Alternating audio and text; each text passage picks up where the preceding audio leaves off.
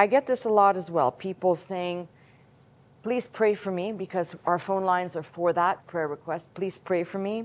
And a lot of times people will say things like, I'm going through something bad and I'm the root problem of it. Can I just share something with you that the people who have been listening here for a long time should know? It doesn't matter if you made the problem. God's not looking at it and going, oh, well, I'm not going to deal with you because you made that bad decision.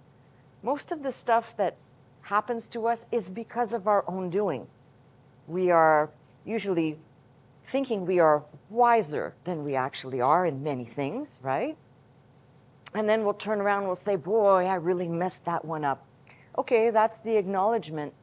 But the reality is that when somebody says my life is out of control because of me, the statement right there tells you where you need to stop.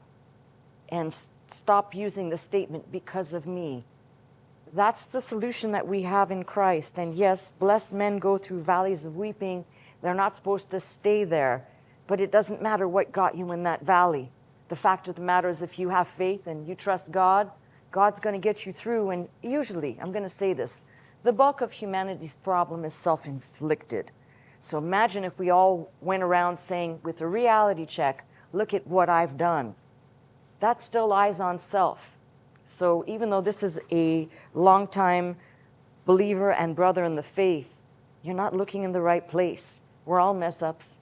So the better thing to do is to say, instead of looking down and looking inward, I'm going to start looking upward and not asking or making the statement, I made this mess and I'm really to blame, but God, you know every path that I've walked.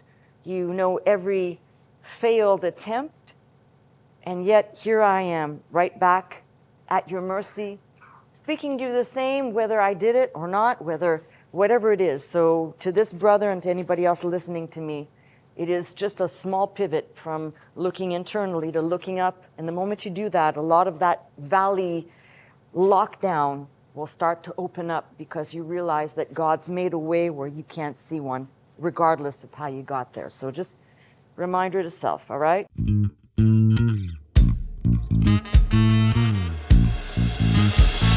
To this house, magnify the Lord, lift up holy hands, our hearts in one accord, worship and bow down before Him, exalt His name today.